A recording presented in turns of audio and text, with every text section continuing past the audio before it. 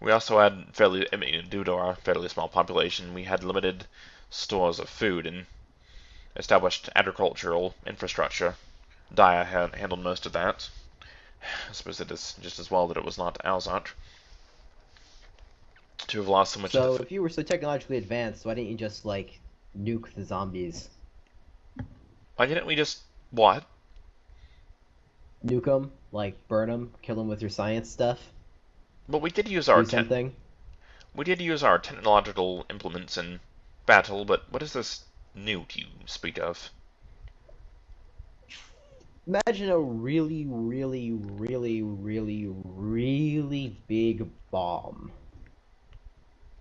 Now imagine something 10 times bigger than that bomb. It's probably half as powerful as a nuke. That sounds quite barbaric. Are you saying that your own people have developed such weapons of slaughter and devastation? Yeah, only used them once.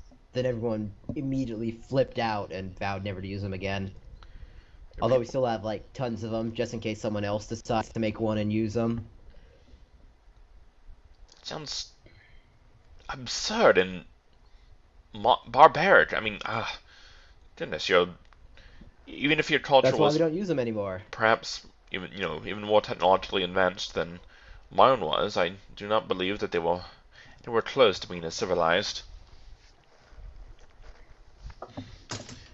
Anyway, so Bratton the Usurper turned his armies of the poor undead citizens of Alzark, and he unleashed them against Dire and Lysol. Now, our two nations had been at peace for years, but beyond basic trade, we had never formally been allies. But this invasion forced us to form a very solid, very dependent alliance with one another.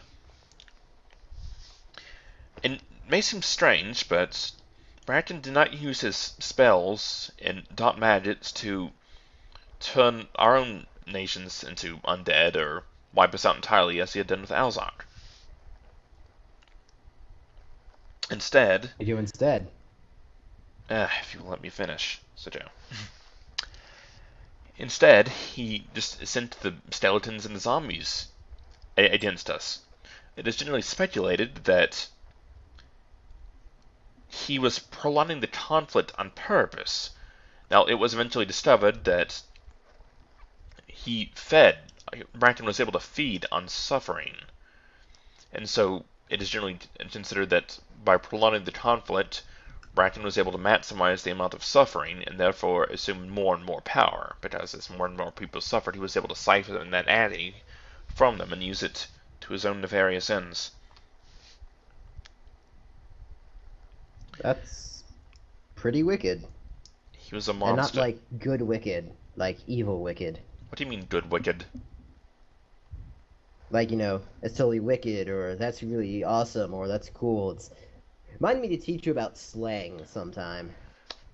So, Joe, I'm afraid that I have little interest in the vernacular of your tongue. It seems quite uncouth, to be frank. But I'm not Frank. I'm Joseph. Uh, anyway, the truly terrible thing, though, as bad as all this was that Bracken's ultimate ends had yet to be achieved, and thankfully they never were. You see, Bracken was attempting to gather enough energy and power to perform terrible, terrible ritual that he believed would allow him to become a deity, a god. And if he had achieved such a Of thing, course he's trying to become a god. what That's do you always what the bad guy wants. Always wants to be a god, because that always works out, right? what are you talking about? Have people attempted such things in your world?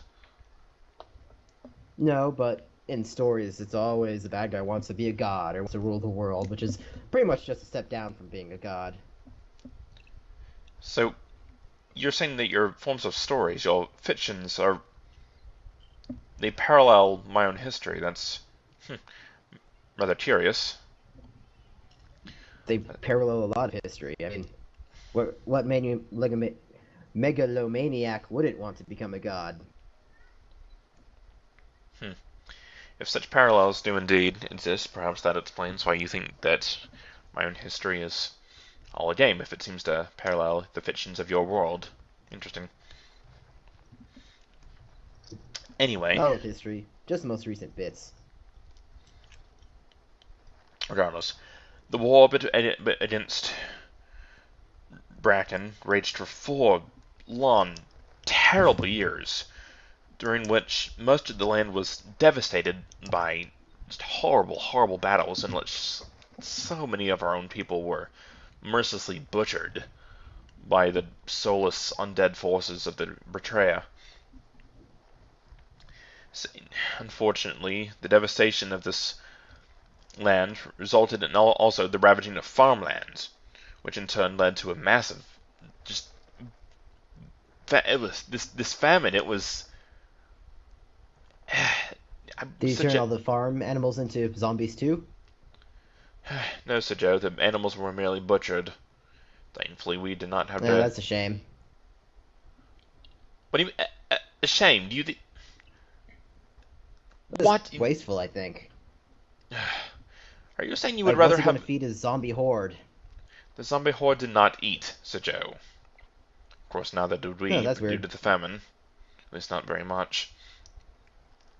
And for the record, I am quite grateful that we did not have to contend with zombie cows and zombie chickens, in addition to the normal hordes of the I say normal hordes of the undead. That seems rather absurd, but in addition to the regular hordes of the undead that we were already forced to fight. Now, Wouldn't regular imply normal? now, bear in mind that I myself was not directly involved in this conflict. I witnessed its effects, and I suffered, but due to the lack of food and just seeing the pain all around me. But as you may have noticed, I am not much of a combatant, Sir Joe. So I did not want. Not much for combat either. Yes, that's. You know what? I'm going to let that one go. Some things are too easy. Anyway, I'm also going to let that one go. Because some jokes are just too bad. what? I. I'll explain later. Alright, you do that. Wait, no, don't do that, please.